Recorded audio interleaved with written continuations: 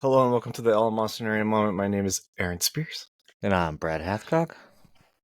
Brad, I gave you 0 seconds to prepare. I just started it on you. Well, it happens. I'm always prepared, as it is. Usually. How are Probably you? not. I don't feel the best today. I had a hockey game last night at 10 p.m. Um, and then I was pretty much wired and awake till 3:30, and then got up at 7 for work. So, May I ask you a question? sure. Why the late start? I don't know. That's a good question. Sometimes they just give us 10 p.m. games, and it didn't even start at 10 p.m. because the game before it was still going on. The third period of the game before us started about 10 p.m., so it was even later of a start than that. That's kind of like almost. It's too much. Like start at 6. It's annoying, especially because I have um, probably like a 20-25 minute drive home, something like that. So I didn't even get home till almost midnight. Oh, Yeah, well, it sucks. I got. I've actually been sleeping the past 2 nights. I haven't been sleeping at all recently, so it's nice to finally get some rest. So yeah, this is the sleep cast. We're just gonna talk a little sleep, and maybe you're listening to us in bed right now, and our This dulcet tones. our podcast is the new Calm app Yeah, sign up at elemonstonarymoment.com/calm down for more information. / Kamala down. Hmm. Speaking of Kamala, or listeners won't know this, but every week now I've been changing my name to something different on the video. Today it's Kamala Harris. It might appear on the video aspect of things. I'd have to go back and look. If it is, I don't see it. I just don't pay attention for it, but it might be there on the video portion. It's pretty cool. I like to be funny, be a little silly. Last week I said Alien 3 was a good movie, and the little bottom part because Alien just came out.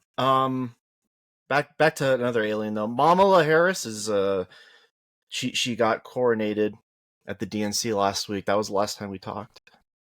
Yeah, How was and that? now it appears that she's going to do her first media interview, but she's going to do it.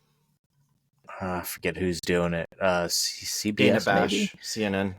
CNN, with Tim Walz. So she's not even going to go out there alone and introduce herself to the world. Basically, she's going to do it with Tim Walz, who has, I guess, done fairly well at speaking, for the most part. So we'll see what happens with their first interview. It's CNN, so it's going to be softballs. I wouldn't expect any actual good content to come from it or any idea about where they really stand with things. We've seen a couple policies that they're going to come out with. I believe it was Kamala Harris's economic advisor went on TV and basically said that they're going to try and tax unrealized gains, which everybody says is stupid. It's the Everybody worst says of it's all the stupid. ideas by far. And I mean, we all know she needs Congress to be able to do any of this kind of shit, but um I don't know. I guess we'll see what it looks like, because does she end up with a supermajority on the quote unquote vibes election, or I don't know. What do you think? I don't Supermajority, no. That would be I don't know 60. that they'll go with the unrealized gains. There's too many rich people in Congress, unless they carve themselves out of that, which is a possibility. Well, you have to wonder too, like who are you taxing that for? Is it somebody who has over a certain amount in unrealized gains, or like like how does that apply to say me? Because I have unrealized gains. Like, do I get taxed 25%? Sure.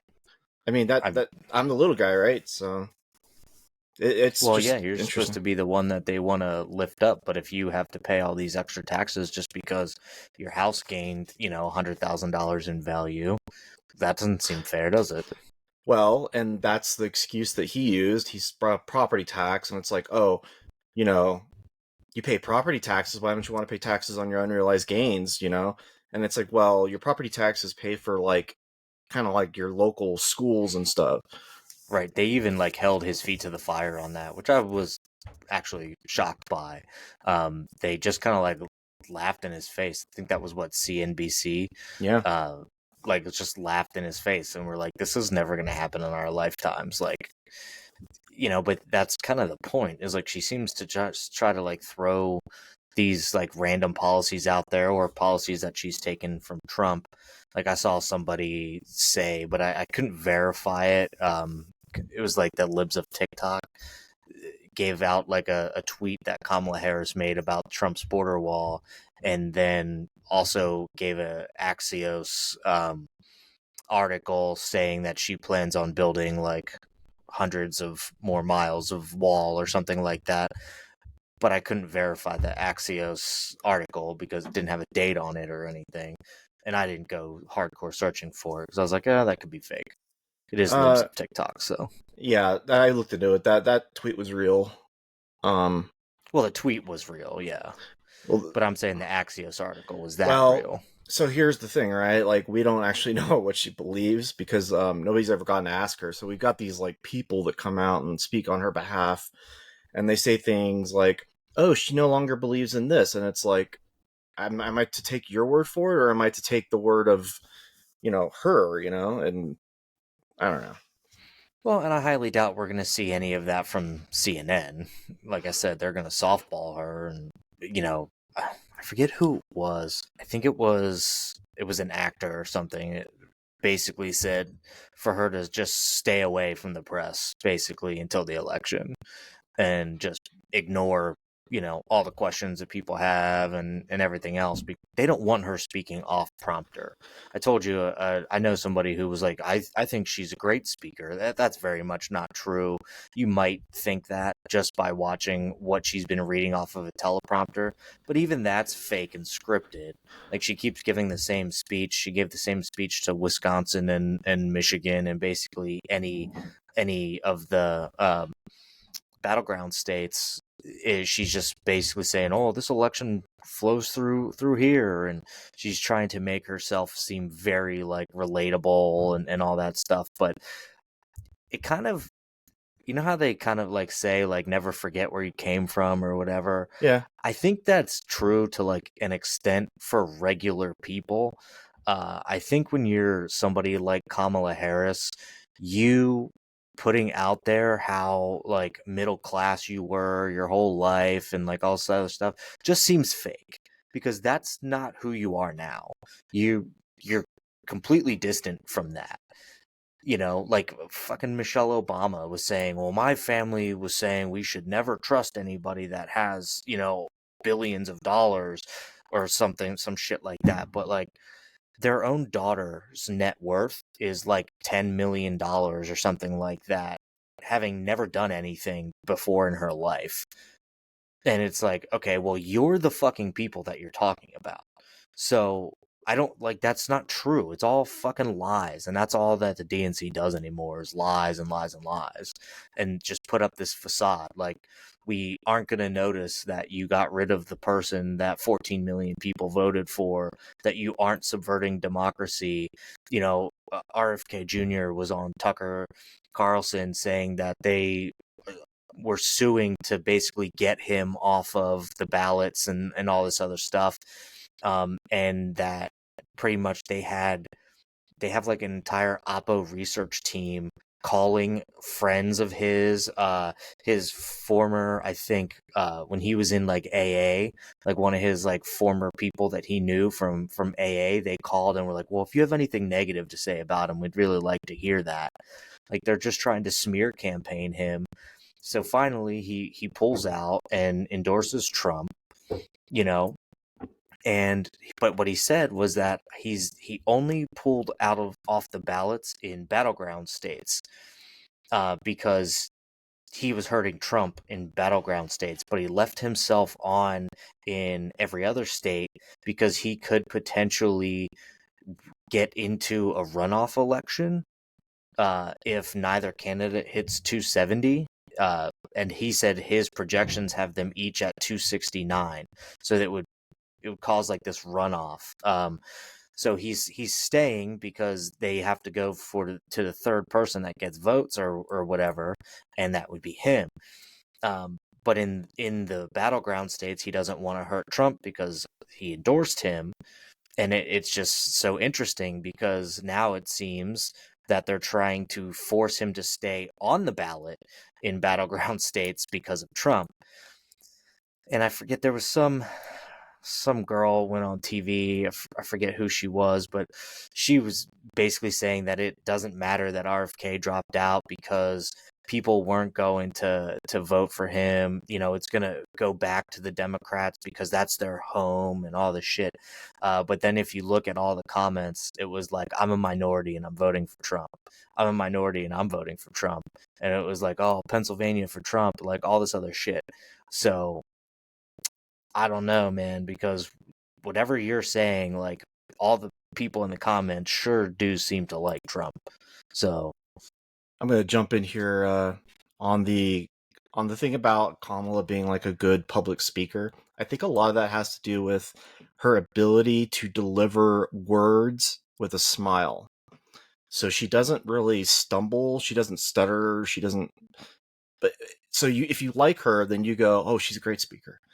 But if you actually listen to what she says, then it's like, oh my god, this doesn't make any sense at all. It's just words, word salad. yeah, exactly. But people like she does that stupid fucking laugh thing to like try to disarm people when they ask her a tough question and she's definitely not prepared for it, or she says something totally fucking pointless and then she just laughs to try and like disarm you so that you just move on from it. I think it's Like an it makes interesting. no sense. Yeah, I think it's a good strategy actually to have Tim Walz there with her because at the convention they both gave very short speeches. I think hers was 35 and his was like 18 minutes or something. And so neither of them really overstayed their welcome on the stage. And I think that helps in a meeting or like an interview with Dana Bash because they both won't overtalk for 45 minutes. It'll be like kind of divided up between them. And I think that's going to help her. It's transparent what she's doing, right? Like she's awful and she needs somebody there to as like a counterbalance. So that I I thought was kind of I think interesting. that's true. You know, now they're trying to put together the first debate, and Trump wants the same setup that they had Of course he for does. his Biden debate. Yeah. And Kamala Harris's team, they want him to have hot mics. They want him to have hot mics because they know he's not going to be able to control himself otherwise. And it was actually the Trump team, like the people below him running his campaign, were like, no, no, no, turn those off. Because they Well, don't want him rambling like a crazy person. Like yeah. it makes him look sane on a national stage, which we saw, obviously.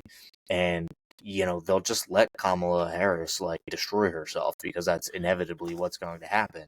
She also stated that she requires the use of one sitting down for whatever reason, and notes. She has to be able to have notes as part of like the debate. Like, I have come a on. theory. I actually have a lot of theories about this. I think she's better with her notes if she's sitting down. If you ever notice her in the previous debates when she was standing up at a podium, she'd have her notes in front of her, and she couldn't communicate ideas. But when she was in that Pence debate where the fly was on his fucking head, she's pretty good because they were sitting down.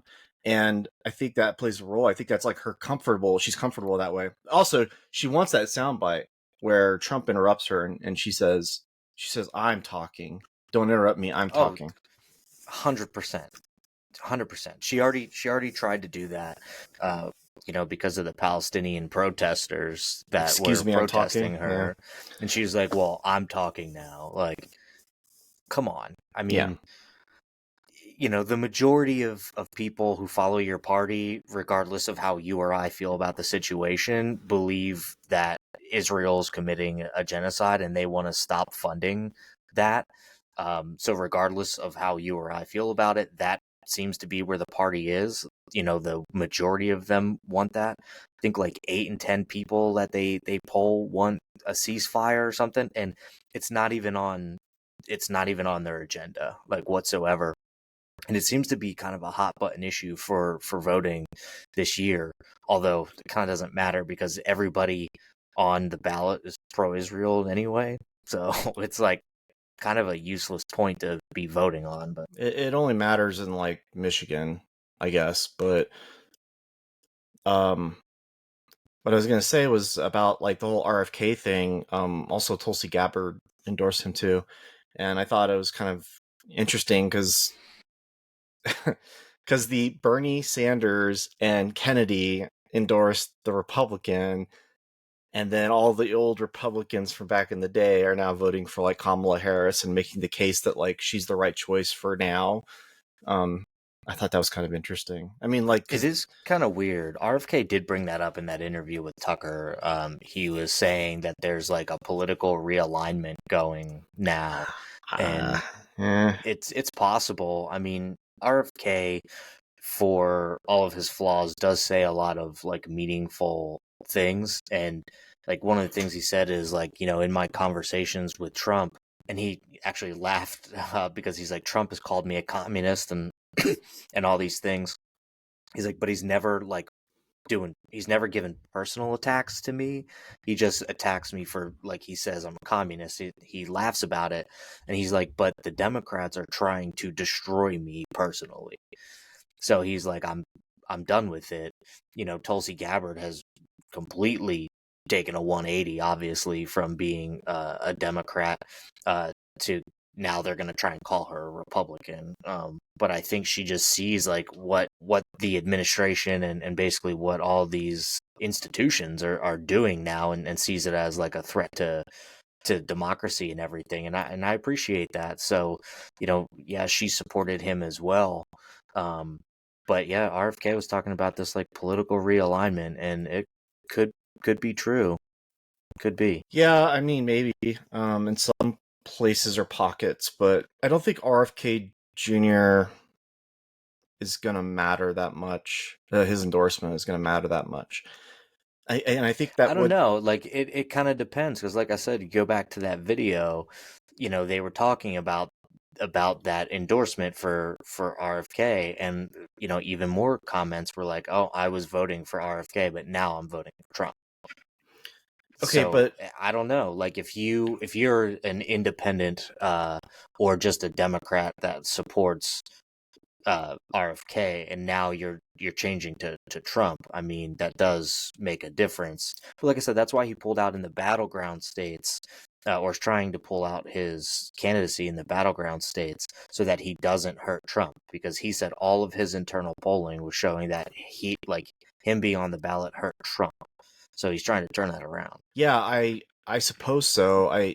It's interesting because I think RFK was asking both campaigns if he could be a part of their what would you say, like their cabinet, and Yeah. he was like trading his I suddenly lost video. That's really strange. Your video's frozen here, but it's still counting.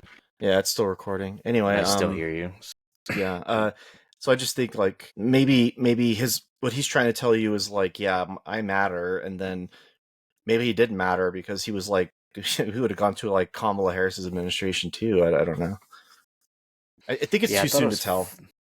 I thought it was funny because Tucker asked him about possibly being the head of the CIA if he gets into Trump's cabinet. So you officially stopped recording, so you might have to start running it again. But All right, great. there you are. That's awesome. Yeah, It's still recording. did it stop at all? Okay, well then we could just. No. I think the AI thing will like pull it out. Yeah, we'll have to I splice think it Burst I together. might even do that. Little inside baseball. I don't know what's going on with this laptop today. I'm having issues with it.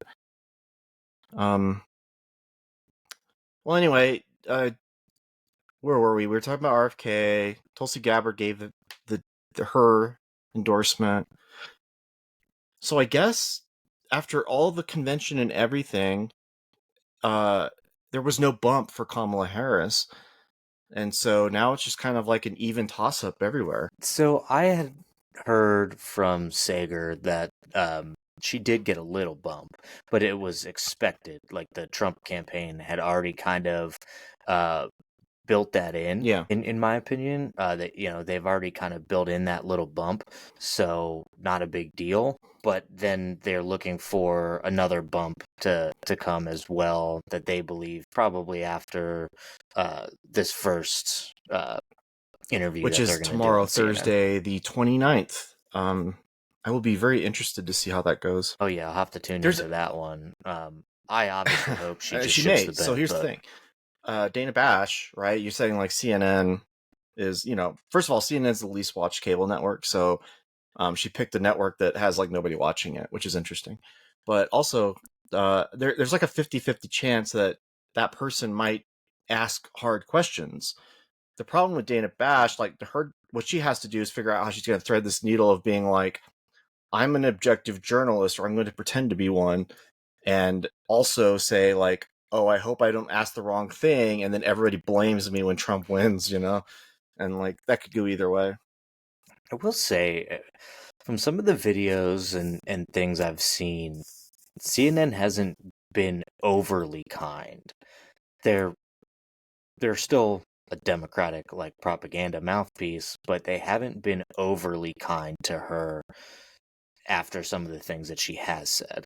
Um, so that's an interesting part of it. But on Bill Maher, you had what's her face going on there saying that CNN is the place that people can go, where they see both sides and all this other shit. Caitlin Collins, That's yeah. a lie. Like, yeah. So I don't know. It'll be interesting to see what she says. Like, I'll be tuning So in for that. if you could ask Kamala Harris one question, you, Brad, what would you ask her? Oh my Actually, I God. want to do it for both. I want to do it for both Um, candidates. Let's see, like Brad, the interviewer, asks Kamala Harris and Donald Trump each one question. What are they? I think I personally would have to say, do you believe that your candidacy is built upon a true democratic Oh, process and not just based on oligarchies? I want to hear her response to that that's a good whole question. I process think is. for me, mine would be, you want price controls. How are you going to implement them? I would let her hang herself on that question because she wouldn't be able to answer it. Well, they're trying to dig their way out of that one. Obviously other people are like, well, it just gives the FTC the power to like look at, price gouging. And it's like, okay, but that's so vague. Like who decides that somebody's price gouging, on something that makes like 2% margins or something like that.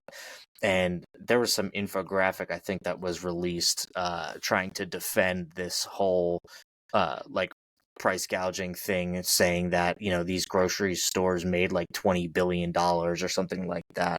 And it's like, yes, they But did, they did, but after you take out all the operating costs, everything that goes into running a business, it was not even close to that. Not yeah, even I think part close. of that number came from So a previous it's like year as well.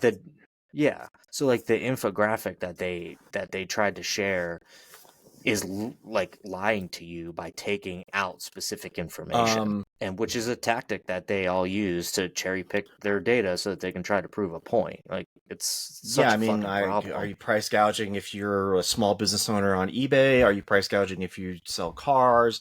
Are you price gouging if you're a video game company and you charge $70 instead of 60 for a video game? What's price gouging mean?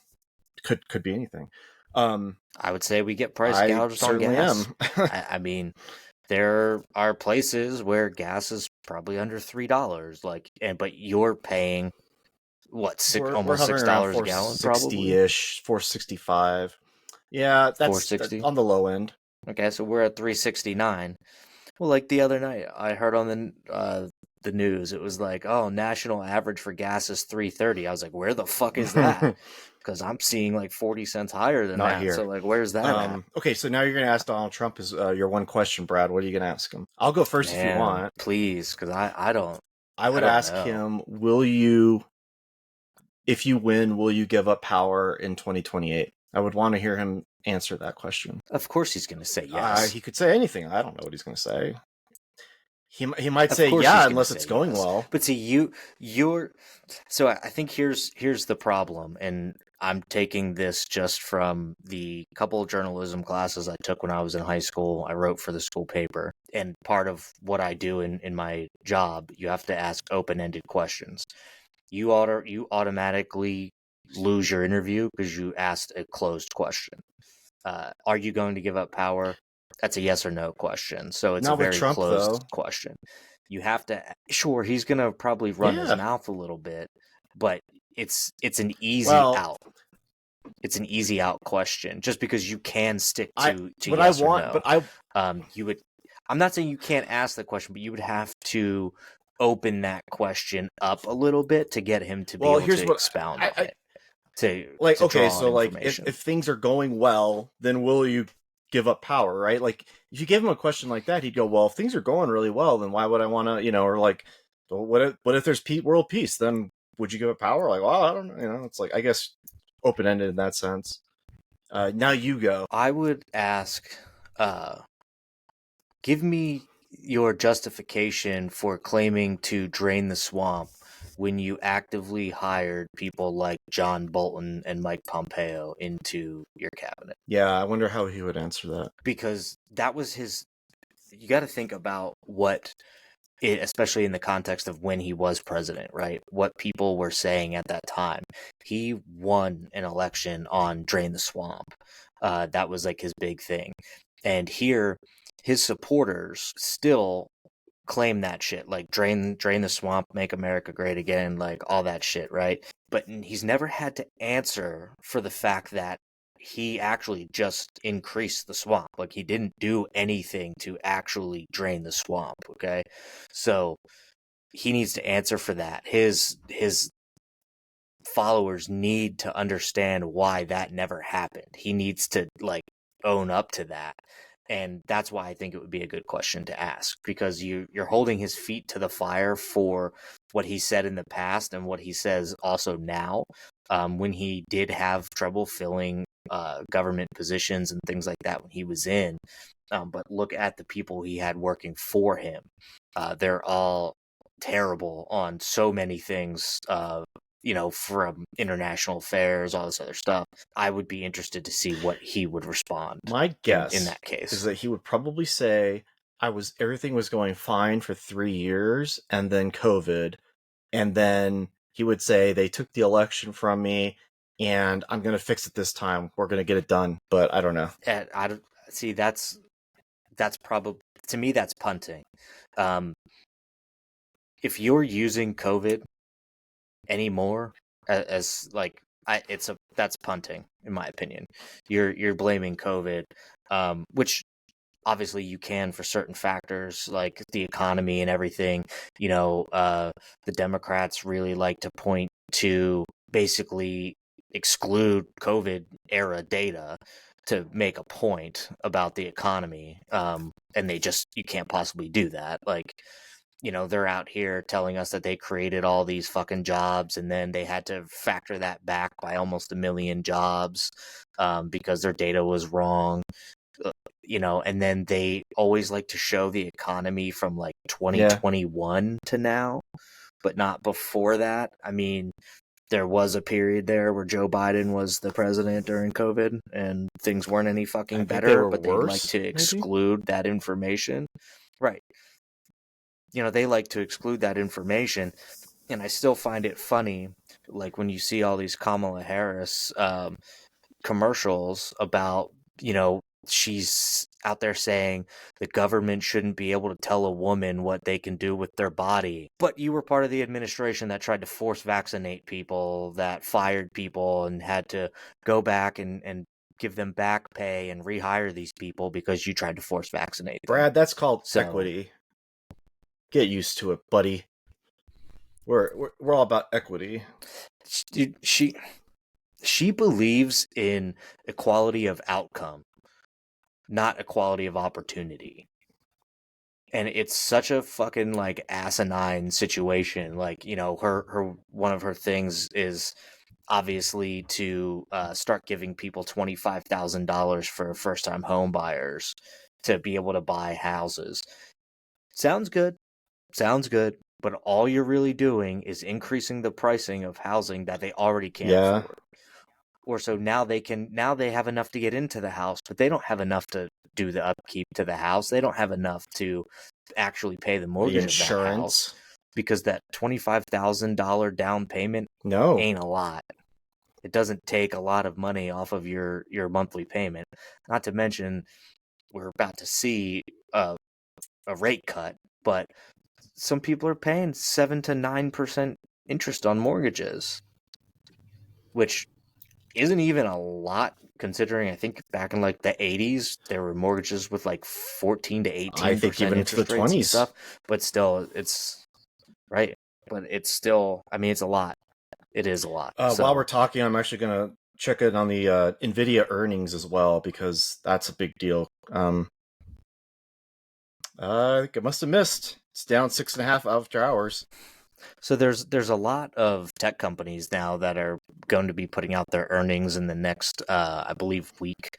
CrowdStrike is one of them. I believe they're probably gonna not do so well. I think they lost like 16 billion or something like that when they had that whole outage thing. Nvidia is out there. I think Best Buy is also going to be releasing earnings. So there's a lot of big companies out there that are going to be releasing their earnings.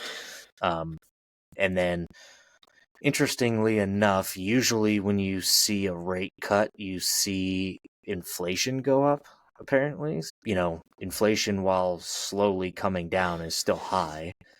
Like, it still beats the 2% that the Fed tries to target into the economy. So we'll see. You know, they're still gaslighting people on the economy, saying it's good. Don Lemon was out there literally saying, well, like telling people, well, that's how you feel, but that's not what's actually true. But it is true, because like I said, average people look at the economy as what they can purchase and how much it costs to purchase things, whereas everyone else looks at the economy as like the stock market. Like that New Yorker article we were spinning around earlier that said something about like, how does Kamala beat the vibe session? It's like, yeah, how does she beat everybody's, feeling about the way things are? Just to give you a live update, the revenue is 15% quarter over quarter for NVIDIA, $1.3 billion beat. Wow. Okay, then. I'll be looking forward to see how that goes tomorrow for my portfolio. I think it's important to note, because I do believe that the national debt can have an effect, obviously, on the markets and stuff eventually, because all it takes is, a bubble to really fuck some stuff up, and that's obviously going to just create more national debt. But I think it's important to note that we're getting to a point with the national debt where taxes won't even cover the interest payments on the national debt. And that is a recipe for disaster. So it doesn't really matter this election at all. And it won't matter in the next election, I don't think. But at some point, maybe late 20s or early 30s, they're going to have to come to it's going to have to be like a Brexit thing or something. They're going to have to say, like, okay, look, we have to end entitlement spending. We have to reduce it. We have to do something. There's just no more money to cover the money. I mean, it's just like... people have been saying that for years, and here we are. I know. That's why I say it's not an issue this election, and the people who are running everything right now in Congress will be dead. Oh, I thought you meant it won't matter this election, that they won't do anything about it. Yeah, I just mean it's not a factor. I'm sorry, I misunderstood that you meant that people aren't voting. No, but at some point, somebody, President Ocasio-Cortez, is going to have to make the hard decision. Oh God, no! I kid, kind of half kid. I mean, she keeps winning, but I'll say this: Bernie Sanders obviously isn't going to live forever. He's going to try. They're going to end up putting him out to pasture like Dianne Feinstein at some point. But we did see 2 of the 5 squad members lose their primaries, so it's out there. I mean, I think it was AIPAC or whatever spent a lot of money just to try and beat some of them squad members, and they got 2 of the 5, so that's nice to dwindle those progressive numbers Jamal down. Bowman was in a district that was like, it was like a huge Jewish population.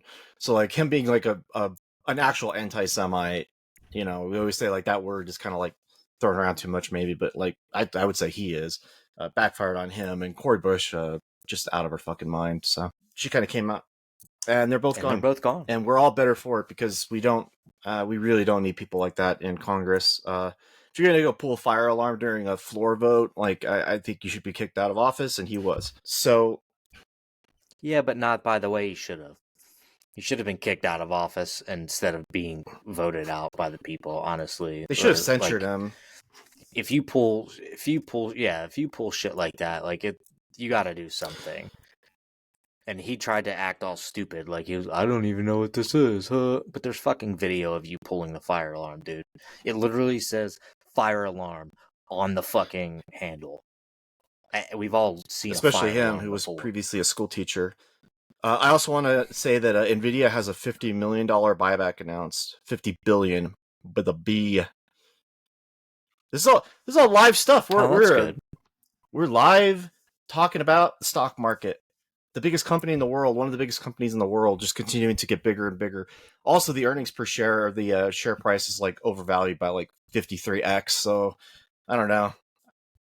Just an interesting time to be alive, I guess. Yeah, stock market's pretty wild. It'll be interesting to see how things react. You and I have long said on this podcast that we're due for probably like a Great Depression style era, of probably close to 10 years, I would imagine, in my opinion, at least 5 to 10 years of Depression era Nothing style goes up living. forever. But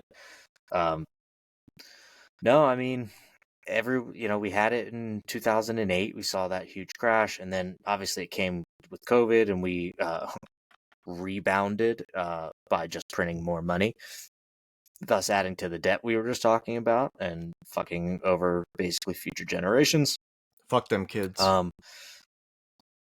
But we're seeing issues like economists are. I think it was Jamie Dimon said, like, look out, like, we're heading towards a recession.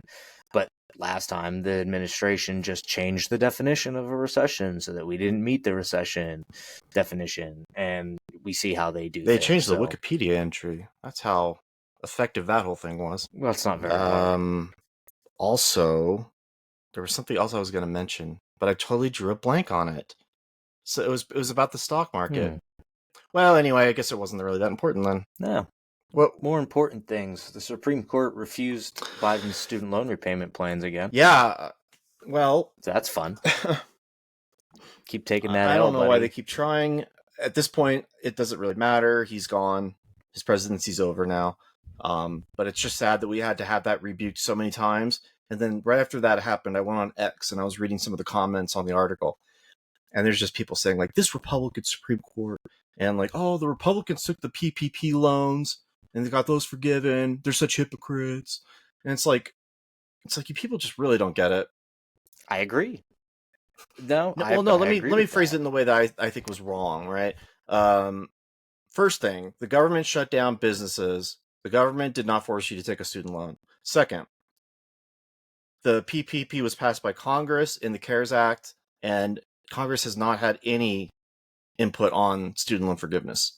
So these are two key factors in why I'm like annoyed with these people for saying stuff like that. There's a process you follow. You could forgive student loan debt. You could do that. Not forgive it, but transfer it or whatever. But you can't do it through the executive, and I'm sick of having this conversation. Well, yeah, because they don't understand. I mean, it comes down to basically the whole thing about abortion too. They want to fucking keep crying about abortion, which I guess apparently is still a hot topic for discussion in this election, but nothing's going to be done about it. One way or the other. Nope. It doesn't matter if Democrats, even get a super majority. They're not going to do anything about it. They could have before, and they haven't. They literally want to reinstitute. Well, that's it. Why not pass a fucking law? Why not pass a law? Hear me out. An actual law. If they do get this quote unquote super majority, and they decide to get rid of the filibuster, then they will do it. I think that was another big thing. I forget. Might have been on Bill Maher when they were talking. It was James Carville, Dan Crenshaw, and I think it was on that where they were kind of talking about that, and they were like, "Well, she needs Congress," and she was like, and they said no, but she's been the number one proponent for getting rid of the filibuster. So she's gonna try to ram through some really shitty It's policies. such a dangerous game because if you get rid of that filibuster, which by the way, they already did that for when Harry Reid was like, we got to get through these judges or whatever, and it backfired on them, and that caused Roe to go away. I mean, that's what happened with the Supreme Court justices after Trump got in office. They get rid of that filibuster, and they are going to regret it for the rest of their lives because the Republicans will get it eventually. They'll be president again. Yeah, and then exactly, it's going to happen. I don't know why they don't get that. They don't care, right? It's like Social Security. They don't care. They'll be long dead. Well, they're doing the same thing with the Justice Department. We should talk about that. And right, because they're sitting here prosecuting their political opponent because Jack Smith face is rethinking the way. Yeah, he's like rethinking the way that he's going after Trump. You wanted to actually talk about this, so it's kind of a good way to go about it. But they're out here attacking their own political opponent, trying to put him in prison to basically make sure he can't run again. And they want it done before the election. Who knows what kind of chaos would ensue from that? Because then you have J.D. Vance, I guess, becoming the de facto person to run on the ticket. I don't know how that would work. It's a little late, right? Everything this year's new. Yeah, that indictment came out from Jack Smith, and it's about the January 6th thing. So, two things. Well, I'm going to ask you a question. So, remind me to ask you this question about indicting somebody for the same thing twice. But the first indictment gets through. Supreme Court throws it out and says, look, presidents have immunity for certain things that are official. And in the way you've written this indictment, these were official acts under Trump being president. So Jack Smith goes, all right, well, I'll go back. He goes and rewrites the entire indictment, and it's pretty similar, right? But there's language he removed. So he took out, instead of running for re-election, he was running for election. Interesting choice. This time he's focusing on Trump interfering with the vice president's official duties as the president of the Senate. And that wasn't in the first indictment. It was Trump trying to put his thumb on the scale. So he's trying to focus on the vice presidency. I don't know if any of this is going to work, but it was interesting to see the very tiny changes he made because Jack Smith is going to never give up on this. He's never going to give up on trying to get Trump. And that's where the only way it stops is if Trump wins and fires him. Otherwise, Jack Smith is going to try to get this guy in prison. It could happen. He's going to get charged with something in September, but after the election's over, Trump could go to prison. I don't know if that's going to happen. It's legitimately a possibility. I don't think mean, so. on paper. I don't mean it's going to happen because it would be bad for the country. Yeah. But I mean, anything's possible because they hate him so much. So it's he loses the election and then he's found guilty of that and then he goes to prison. I don't know. Everything else has been unprecedented. No, I don't think so. I'm willing to bet if he loses the election, they let him go. I think you were right. I'm willing to bet they drop all of those charges because they don't want to set that precedent. They want to set that precedent for before the election because they're like, oh, look, he's under all these indictments. You can't take that away. You've been talking that up for such a long time. But you've been trying to get this guy for 4 years. You don't think they would? You think they would just give up? They hate him so much. They hate him. I don't think he would run again if he loses this time. I truly don't. I don't either. I don't. They already found him guilty on all that bullshit in New York. Go to jail over that stuff. So they still have to have his sentencing hearing and stuff. but I think that's probably going to be after the election. Like they'll move that, they'll appeal it, like all this other stuff to get it moved after the election. But I think they know that that's going to fall through. I think that would be more of like a financial hit, not really go to prison, because there hasn't been a precedent set for that either. The guy's entire Um, career has been a I precedent for like new things. I mean, that's what's right. unfortunate. I think they let this go if he loses the election. They do. I think they try to pursue it if he wins to try and see if they can get him thrown into jail, and then they'll try to push like a 25th Amendment, or something like that going, or some impeachment. They'll trump something up to try and get him again. Well, But let me ask you this. I mean, he was already impeached Let me twice but ask you never removed. So my question now, which is that the first indictment didn't work, so he's indicting him again. Jack Smith is somebody who's unelected, right? Not appointed by anybody. I don't think Congress even appointed or confirmed him. I could be wrong. I don't know. What do you think about that? Indicting somebody again for the same thing? well, obviously we have double jeopardy laws here in the United States, but that wouldn't apply here because that first indictment was shut down, and then this indictment they changed things up, like you said, so it doesn't really apply to the double jeopardy. Plus, he was never. They actually never went to trial for that, so I think that also makes a difference. So it definitely wouldn't fall under double jeopardy. It does But give them more time. Like I don't know, they man. they start all over again. So now they go all the way back through the finding. They go all the way back through trials, lawyers. I say good. I say good because they need to expose more and more and more stuff about January 6th.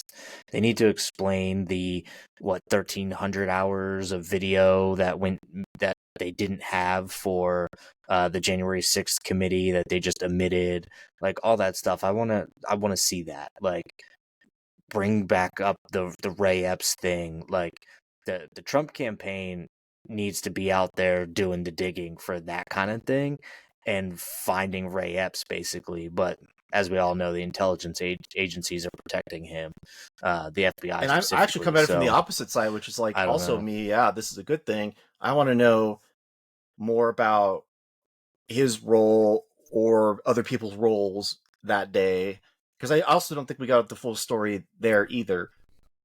I think the January 6th committee tried, but a lot of people didn't cooperate necessarily. Well, no, I mean the FBI director, I believe, was asked specifically, "Did you have FBI people there, and did they do this?" And they're like, "I can't speak to That's the that." stuff I want to know. Like, come on, you're the fucking FBI director. Like, you have to be able to subpoena that or something, like them to Add answer that that to the question. list of things we'll I never would get think, answers to. right? But so my question for you, obviously, you and I stand a little differently on January 6th. If Ray Epps came out and said, "Yeah, I encouraged people to go into the building," would you change your tune over No, what because happened that day? Would you say it's no longer an insurrection? You would have to say it was a false no, flag by because the I FBI. believe people have individual responsibility. So everybody that was there that day acted independently. I also believe people have individual responsibility, but what the Democrats are trying to do is paint January 6th as a violent uprising when nobody there was armed, and the only person that died was a protester at the hands of Capitol Police. I don't know. We've talked about it before. So, like, it's funny because Joe Biden is like, you need F-16s to fight the government and all this other stuff. But then, a bunch of people walked into the Capitol, and that's an insurrection. But we can't fight the government without F-16s. But at the same time, we were just insurrected by a bunch of people carrying Yeah, I flags. mean, you can make the case one way or the other. I don't think we should go back over that again. No, we don't need to completely relitigate it. It's But just we're still going to be living with the consequences of what happened that day for at least the next 3 months, right? Or till November when the election happens. Maybe even beyond that. I don't know. I think we'll see. Are they supposed to September debate in 10th is the September? scheduled This debate, first one, but like you September said, 10th. Kamala Harris is trying to negotiate that, and um, you know, Trump took the first debate terms that Biden set forward. He just agreed to it. So if Kamala really wants him to debate her, I think she'll probably say like, "I want the rules changed," and then he'll go, "Okay, I guess I'll agree to it then." I mean, he's that kind of guy. Yeah, but I don't know because he's been kind of pushing back on that. Like he doesn't want to change the rules. He's been saying it in interviews. He's like, I accepted these set of rules for these debates. She's trying to change them, but then Democrats are coming out and being like, he's Yeah, and ducking Kamala I think he's Harris. right. I mean, I He's actually not. agree with him. No, I agree with him wholeheartedly. She should, you know, he he signed up to debate a Democrat. He's getting that. So go by the rules that your party set forth. It just so happens it served him greatly on that night. If you think you have a good candidate, put him Well, we'll see. up. Yeah, Her up. I mean, it's funny because they were complaining for a while there that like, oh, Biden drops out, and now Trump doesn't want to debate Kamala because he agreed to debate Biden, and it's like, well, then should Kamala debate uh, JD Vance because they agreed to it? It was scheduled. I don't know. So now they've moved. Right. They've evolved from that position to, okay, we want to do this debate so badly, but he's just too scared to do it. I'd also like to see the debate between Tim Walz Bingo, and buddy. JD Vance. I want to see that happen too. I've been seeing more video of JD Vance lately, and he is actually a fairly Sure. well-spoken They guy. both are. Actually, it would be. I don't say. I'm not. I don't think JD Vance is a guaranteed win there. No, I don't either. But he does have a very good way of going about, I think, talking about issues and stuff. And, it's obviously all coming back to just pointing at something Democrats did or whatever. But, he's going to be asked about the crazy cat lady thing. Obviously, like, it's such a stupid fucking debate, like, question, but I guarantee you that's going to come it's a waste. up.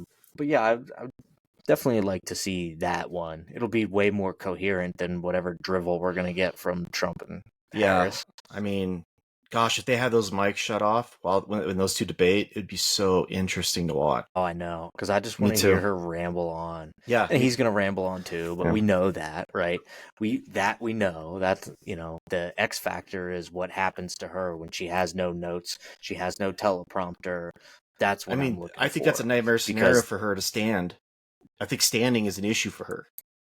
I know it sounds crazy, but which I think is funny. No, it does. No, I think it makes sense. You're going to speak better and more articulate when you're comfortable in your environment. So I think that does matter. Body language, all that stuff kind of matters. So I think you're correct. I don't let her sit down. I don't care. Let her sit. No notes, no teleprompters. Let her and do the mute mic thing, right? Like that's the big thing. Yeah. Well, if I'm Donald Trump and I'm his campaign, I'm saying absolutely we are muting the mics. It's the only reason he even got back into the race. He kicked Biden out of the race that day. Oh, 100%. He just needs to keep that going. Like stay silent. Don't go crazy when she says something ridiculous, because even, sure, the lock her up thing or you'd be in jail thing when he was debating Hillary Clinton was so fucking funny. It's still one of the greatest sound bites I've ever heard. But at the same time, he didn't do that. So, because he said, no, I would set a really poor precedent by actually going after her for this stuff, which makes sense. Don't get me wrong. It makes sense. He left the weaponization of the government to the Democrats, which they're obviously taking in full swing. But I mean, trust me, I'd love another soundbite like that, and I'm sure he would have a good one against Kamala Harris. Well, but he got one against Biden actually, because he did say, I don't know what that means, and neither does he. Yeah. He was like, I don't know what he's saying. Yeah, it was really that was your moment, right? So that could be a possibility with Kamala too. But I don't know what the fuck you just said. Yeah, it could be, and I hope it is. Are we gonna try and do another live watch? Well, the last time we did it, we were completely wrong about everything that happened because we were the ones watching it, and I feel like we were better at articulating their positions than they were. But I don't know. We'll have to talk about that. Maybe. Well, we were so wrong because we both thought that Biden was not nearly as bumbling as we thought he would Yeah. be. I thought he was going to be worse, but he was bad enough to get kicked off the fucking Well, the you have to ticket. remember too that press conference he had on foreign policy after he called Zelensky Putin, right? That Oh yeah, he said, "I'd like to introduce you to the president of yeah, Ukraine, like Vladimir Putin." Then he I goes, "Wait, think I not think that Putin." was where it was like time to go because I think he kind of survived the debate maybe a little bit. They were like, he had a bad night. He had a bad night.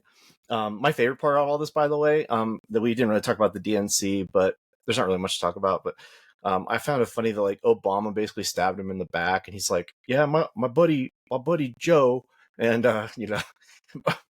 Obama does this thing. It's really funny. He kind of like gives backhanded compliments to Michelle Obama, which I think is hilarious. He's like, well, she's a real bitch to live with, or whatever. It's like he says stuff like that about her all the time, and it's kind of funny. Uh, Well, that's what people kind of liked about him. He seemed, kind of like a normal, approachable guy. And I think he's very active in the background of the 100%. Democratic Party, at least when it comes to election time. Because he's good at getting elected, but he wasn't really good with Congress or anything like that when he was in office. I guess his people are running Kamala's campaign now, so Oh yeah, dude, they came in and wiped out everybody from her campaign. Not that it was that fucking hard, because she had a 92% turnover rate. Yeah, turnover rate, like, for people that worked for her, which should say something. So it will be interesting to see when they actually come out with some oppo research, if Trump's campaign is smart. Probably not, on and get information from all of those people who left her office. Although I'm sure they're all under a bunch of NDAs. Not that that matters, clearly, which is why Trump is, was getting or under indictment in New York for paying a hooker money. oh boy. But sorry, I shouldn't call her a hooker. Oh, It wasn't a hooker. well, uh, distinction And hey, without sex work is work, so I don't really care. all right. I'm just sitting here back here listening to you say that out loud and going like, wow, we really are just totally here now. This is what it is. Yep. This is the world we live in, man. And you know what? You and I are here to embrace it because it's hilarious. A lot of people think it's scary. Don't be scared. Sure, it Don't is. be too scared. But It's gonna don't be be okay. scared. Yeah, don't be scared. I mean, we're just facing nuclear annihilation. Oh my god, we didn't even talk about the fact that. So- Well, I don't want to talk about it now because we've been going on for a long time now. But the whole Iran thing, at some point, we're gonna have to mention the fact that, like, a couple weeks ago, you were talking about how, like, yeah, they're just gonna enrich your uranium soon. Now, and sure enough, it looks like it's gonna happen. Look at that. Look at that. Brad's been right about everything. As Speaking always. of being right about almost everything, but being wrong sometimes, I want to close with talking about Alien Romulus a little bit. Just we don't have to talk about it like it's spoiler territory. I just wanted to get like your general, like, give me like your top line review of what you thought of that movie. I personally loved it. It pays fan service to people who were big into the franchise. It really touches on Alien 1, Aliens. I don't think there was much from Alien 3 in terms of like Not Easter really. eggs or anything like that. But it does touch, I believe, on In my Alien opinion, Resurrection. Yeah, so it obviously goes a little bit into Prometheus and Alien Covenant to an extent. But it pays some fan service. I thought Kaylee Spaney was unbelievable. She was very good in it. The actor, I think his name's Andre Johnson, the guy that played the android, Andy. He was awesome. He's in a show called Industry on HBO. I have not watched it yet. It's supposed to be pretty good. It has like 3 seasons. I think Kit Harington's in it from Game of Thrones. But yeah, I mean, overall, it's funny. The CGI in that movie was better than a movie in Furiosa that cost like $70 million more to make. And yet the CGI is better in this like obscure horror movie that came out. That's got to be a lighting thing. Like, you're filming the CGI, or you're putting it into a bright desert background, and maybe it just looks nasty or weird. I don't know. My review of Alien Romulus is the same. I was like, this movie's fucking great. It's fucking disgusting. I heard some reviewers who were like positive on Deadpool and Wolverine saying like, oh, Alien Romulus is just like fan service.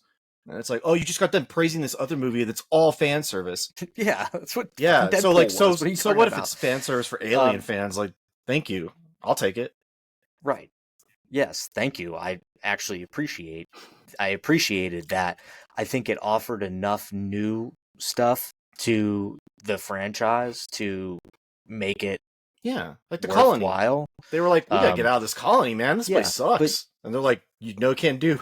Right. But I liked that part, and I don't want to go too far into it, but I really did like that part because you don't see a lot of that Not in at all. the other movies. Like you don't see, like you hardly ever see that except for in Aliens when she wakes up and they're still on a ship. They go to a colony that's been abandoned, and then in Alien 3 they go to a prison planet, so you get to see a little of that.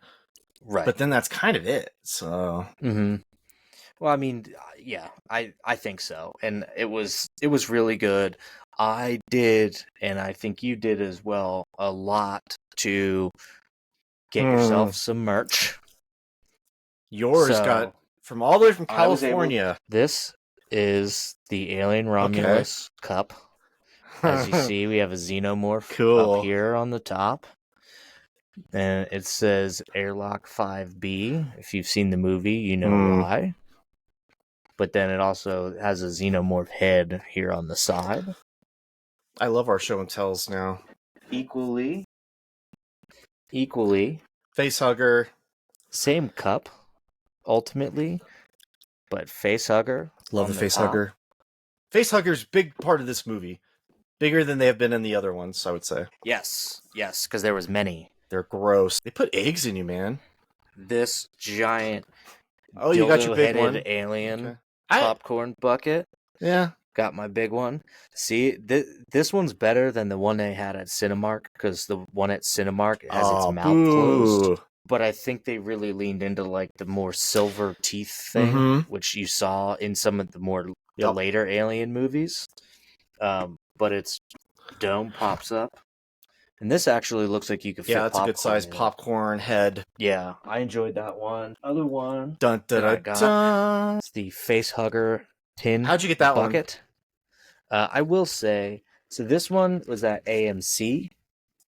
I was scheduled to go see the movie 3 times in the span of 48 hours. But I went early. I took the day off work and I went early so that I could get my bucket, because I wanted to make sure that I got it. And then it has Alien Romulus on the side. But I will say, if you look here, that's the alien. Attached. So it's all like, it's cool when you look like this panel is what holds it on. What's cool is if you don't look at that. Yeah, it looks cool. It actually looks cool. Listener, there's a big face hugger wrapped around the side of this popcorn bucket. I'm describing it. Yeah, I guess this isn't listener friendly. I'm doing my best. And then last, but not least, sorry, I have shit all over the place here, is the test tube. It's got a little hole in it, and the face hugger is broken out. See, it looks broken glass, and the face hugger's on there. It says Wayland Yutani Corp. And it it's green. Up. It glows green. Boom. I love that. But I also, being who I am, you know who I am, I also have a pin, because I purposely, one of the reasons I was going to see it twice in one day was, one, I wanted to go get my bucket and see the movie, but the second time was actually like a fan appreciation, and you stood in line and you got like a pin. I think it's a Wayland Yutani pin that they were giving away, I think at AMC's. I don't know if they did something anywhere else, but that one's unique because they only did it for one show. We are in sync as always. and today I'm bringing my show and tell, which is a copy of Alien for the 2600, the Atari 2600. Beautiful. It's all kind of reversed or whatever, but it's got the Fox 20th Century logo on it. And I've never played this game. I bet you it's really, really bad. But I have an Alien game to show. So there we go. Man, I've been playing Pretty Alien good. Isolation. It looks really It's good. really good. And for the first hour, you don't even see a xenomorph. You think you're going to, but you don't. And yeah, but like the whole game just has this like eerie edge of your seat feeling constantly. I would compare it to Resident Evil 7, where you're walking around that family's house and the dad is walking around with his axe and like breaking walls down. Like, you really don't know when you turn the corner what you're going to find. And that's kind of terrifying. Yeah, I would agree with that. I had to stop playing earlier because I just kept getting mauled by this fucking alien. And I was like, I have to stop. I was like, I'm literally like stressing too much over this whole thing because this game gets your heart elevated. Because like you can just walk around with a motion detector and like see where it's coming. So you like back yourself into a corner. Now the AI is supposed to be really good, but I will say, I've like used my motion detector. The alien's coming. I back into a corner and just stand there. Like, so throughout the game, they have like different places you can hide in to try and like get away from them. But instead of hiding, it makes noise. I just like back into a corner and stand still, and he walks right by me sometimes. Does the alien have eyes? I can't recall either. So maybe it can't see you. I don't think so. I know they go by sound. And if you're hiding in like a cabinet and the alien comes close, you have to hit a button to hold your breath. That's pretty good. But what's really cool is if you use the Kinect version, like if you play it using the Kinect, it literally has like leaning so that you have to like use your head to lean and stuff like that. And it also has built in so that the game can like hear you breathing and stuff and hear your background noise. So if your background is making noise, then the alien will hear you and it'll come and kill you. You know, the Kinect had its day. I miss that thing. I love that you could tell the Xbox turn on and it just turned on. Like, that was cool. Yeah, I thought they should have just found a way to like build it in. Yeah, I don't know either. It's weird that they packed it in with the Xbox One. I've obviously got Kinects all around me here. Yeah, pretty cool thing that we'll never get again, I guess. Yeah, well, now it'll probably be another 7 to 10 years before we get another Alien By the movie, way, so. I sent you something on Instagram. There is an AI that was playing Doom at 20 frames per second, and the AI was running the game of Doom with no engine or anything whatsoever. It was just using predictive AI to generate the frames of the game as you're playing it. One of the craziest things. Like, AI it's insane what's going to happen. I mean, I don't know what's going to happen, but it's going to be insane. We'll get there one day. We're going to call this one a podcast. All right, buddy. Let's see how it meshes together. See ya.